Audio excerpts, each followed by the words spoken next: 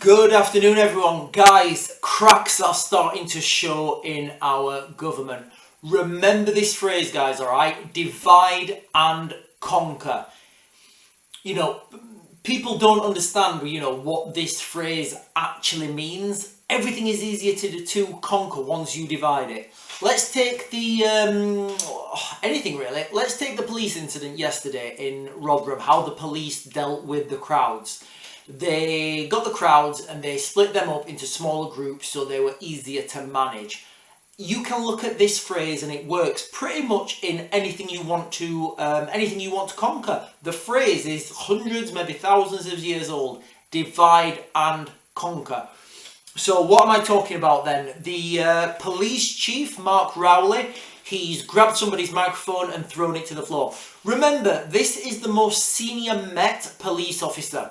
He should not be acting like this. He knows a lot better. Now, let's give context to what happened. So, I'll put links in the description to this, guys, and then I'll give you my perspective of someone who's worked in these, been to these meetings at high government level, and I've been in high stress environments where you're dealing with things at government level, and you get conflicting opinions. You get people who just shouldn't be there, but they've got a voice, and you've got to listen to them. And you're the most senior guy, and somebody's waffling absolute garbage, but you've got to listen to them. And things get heated in these meetings. Moment Mark Rowley grabs journalist Mike and throws it to the floor after Cobra meeting. Commissioner of the Met Police, Sir Mark Rowley, grabbed the microphone as he stormed out of the Cabinet Office in Westminster this morning. And guys, if you've watched the video, he does storm. It's a video of it. Yeah, so there's a video out of this guy, the police commissioner, Sir Mark Rowley. He walks out and some officer asks him, he says, Mr. Rowley or Mark Rowley or whatever, what do you think about two-tier policing? Or he asks him a question about two-tier policing. And guys, this is just my speculation now, of someone who's been to these meetings, have to storm out of these meetings. When you come out of these meetings, you're raging, and when somebody says something that hits a nerve like this, you just react. And this is what I see. So what can we speculate from this? What insights can we get to the government in a wider picture? There's cracks appearing in this government. I've said this for the longest time. The United Kingdom, the United States, lots of European countries, lots of post-Soviet states, we've been under subversion. Now, the first phase of subversion will be the demoralization. Now, normally it takes 15 to 20 years, but this can go on for, if the subverters don't want to take that any further, they just keep subverting, they just keep demoralizing and demoralizing and demoralizing until what you have now, you have potentially, and this is just speculation, Mark Rowley, he may be the incompetent person. Or there may be incompetent people in that meeting with him, with the other politicians and the other people. But I can guarantee you some people in that meeting will have been saying, right, we have got a two-tier policing system. And there will be other people saying, oh, but we can't, we've got to do it like this because we don't want extra violence on the streets. And then other people, and then there will be this argument. And this is what I feel happened in this meeting. Now, let me just read you a little bit about the meeting and what we know from mainstream media, what happened in the meeting itself. Where are we? I think it's this one. Yeah.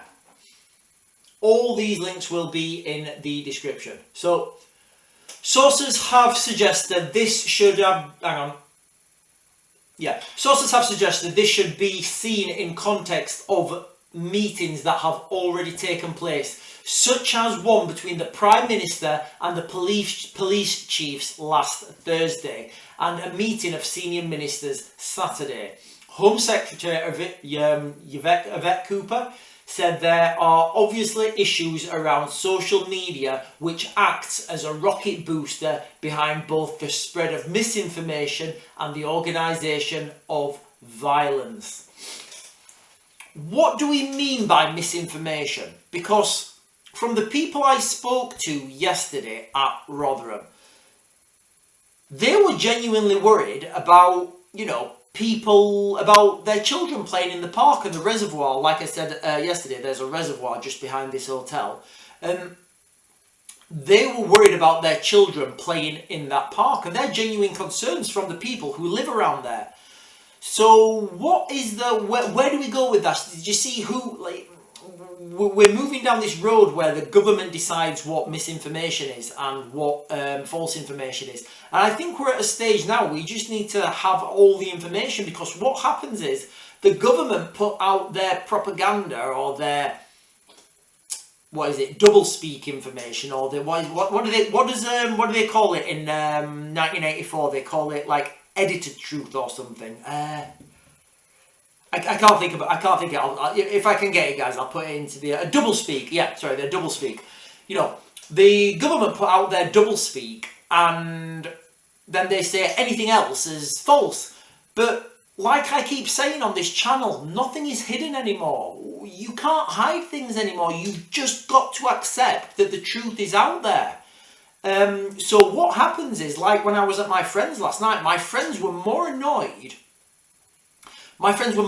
at how mainstream media were reporting on these incidents than what they, than the actual incidents themselves. They were like, that's not what's happening. We know it's not happening because, my friends actually live in that area, and I was sat with them and they were talking on the group chat and they were watching things on the TV and it was blatantly wrong. And my friends were going absolutely crazy. They're saying, they're literally lying. They're lying. And, the more people wake up to this and the more people that see it, it just gets people more angry. So I know it's just a thought to the government.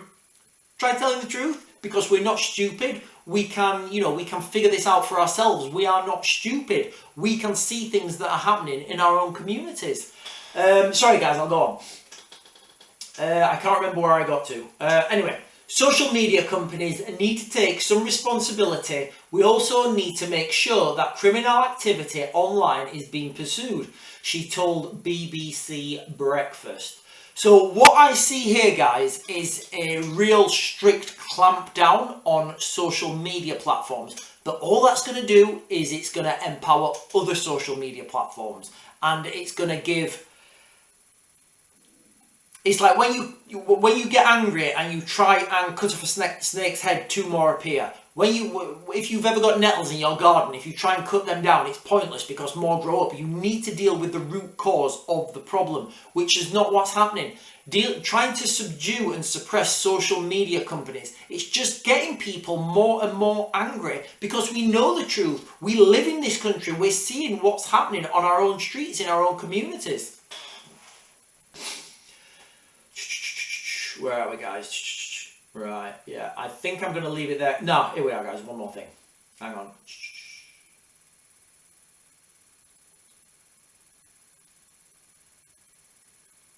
Sorry, guys. I'm just looking at the other things that I wanted to read out on this. Yeah, here we are, guys. So, from my previous video, when I analysed Keir Starmer's speech, and I said, look what he's saying and look how out of touch he is with the public. I don't feel whoever's writing his speeches for him.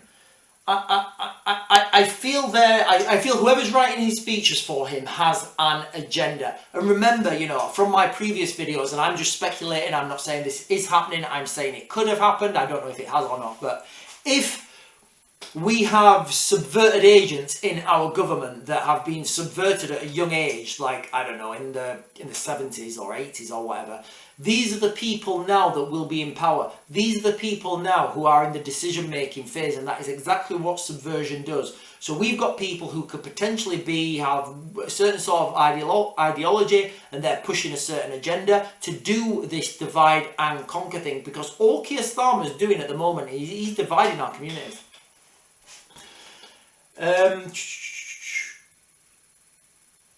So the Mayor of South Yorkshire, Oliver Coppard, said there were 240 people in the hotel when it was attacked.